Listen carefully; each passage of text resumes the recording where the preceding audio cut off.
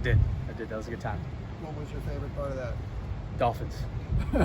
It was really, really cool, actually. We kind of chased a pack of dolphins around for 10, 15 minutes. I'd never been that close to a dolphin, so that was cool for me. I know, everybody had their phones out and was filming it, so it was a good time for everybody. But yeah, it was good overall.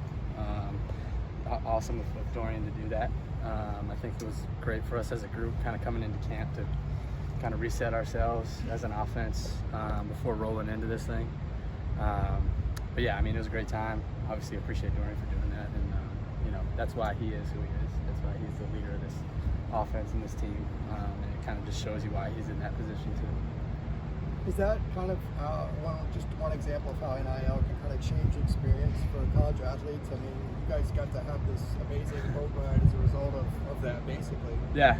Obviously, I couldn't tell you how it was 5-10 years ago, but I'd imagine it's a little different.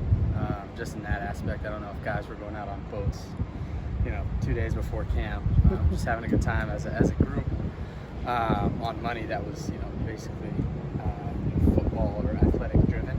Personally, I don't have a lot of experience with all that. I got to make some more plays and do a goal before that happens. But again, the position he has, kind of the position he's in, to see him take advantage of it that way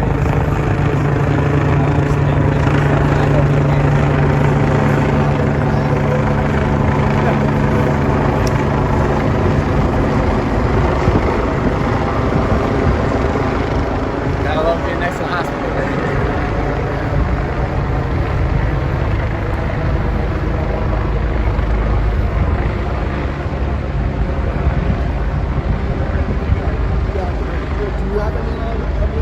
Not any big ones, not any kind of income-based deals, just some clothing brands on the side, just some stuff that I've gotten, social media posts and exchange, some of that stuff, which is cool, don't get me wrong, but it's cool to see how some of these guys can flip that stuff into bigger events like what we just did. The last NIL question for football. You came from Duke. How would you kind of compare their success to ours?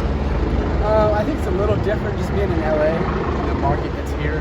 I also think it was tough because it was the first year. Last year, it was kind of the first year this whole thing got rolling. So there wasn't a ton of opportunities, like the Westwood exchange and some of the UCLA stuff. I'm sure that's in the works back in Durham. But as we move along in this thing and get deeper into it, I'm sure a lot of schools are going to start getting kind of like UCLA is. Is it kind of a big talking point in the locker room? You guys? Not really. I mean, there's some playful jabs here and there, some jokes being thrown around, like he's some of that money for some for us or something like that. But I mean, nothing real. It's it doesn't create a divide by any means down there in the locker room. So that's a positive that I had a question about when this whole thing kind of got rolling. But it's cool to see that it doesn't nothing serious. You've only had spring and 2 practices, but what are your thoughts on the offense right now? The explosiveness, the schemes, how everybody, how the chemistry is. Mm-hmm. Yeah, I love it. I think you can see that this group has played together for a while.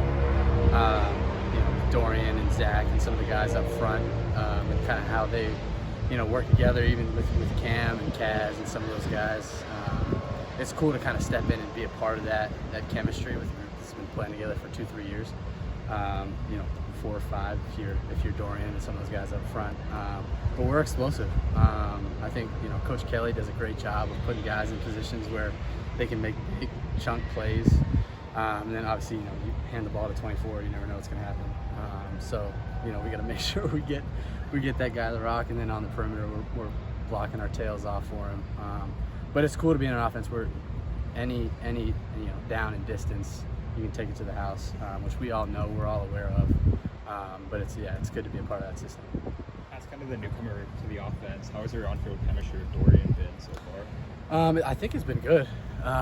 For me, it feels great. I give all the credit in the world to him and who he is and the type of player he is. I came in and he immediately took me kind of under his wing, so to speak, and showed me the ropes, scheme, and some of that stuff. Took me through the playbook, some of the Coach Kelly's offense can be daunting at times, and so he always says, you have questions, text me, call me, whatever. I take full advantage of that. Sometimes I'm sure he doesn't appreciate that much, but he's been great and kind of helping me along and giving me shots to make plays too, which got to make him right when he does. Is there something that kind of sets him apart from past quarterbacks you've played with? Yeah, his ability just to the explosiveness. I think bottom line is with his arm and his legs is different than kind of what I've been around. I've been around some really good quarterbacks back at Duke my last 4 years, but the difference kind of with him is the combination of his legs and his arm. He can scramble and get out of the pocket, and next thing you know, he's 20-25 yards down the field. At the snap of a finger, that stuff happens. That's kind of what sets him apart. He can make big plays with his arms, but then you look away for a second, and he's got a 30-yard scramble. Been here for a couple months now. Now you're in the Pacific chasing dolphins and everything. Yeah. How are you liking the LA SoCal lifestyle so far? Yeah, I think LA's took some getting used to, just how big and there's a whole lot of people here. But it's been awesome so far. There's always something to do. Right now, not really having to worry about that in the month of August, these next 3 weeks, not really having to worry about that. But you got the beach right there. You got downtown. Santa Monica is a great spot. So I've been having a lot of fun. Hanging out with these guys especially. But there's never a dull moment in LA, and that's been good. A lot of teammates from LA and from California, they kind of help show you the ropes a little bit. Yeah, show you the ropes, show you the spots. Those guys have definitely helped out a little bit in the transition for sure. You kind of divided the fan base with your comments on in and out. Have you found anything else that has satisfied you? Anything closer to home? Listen,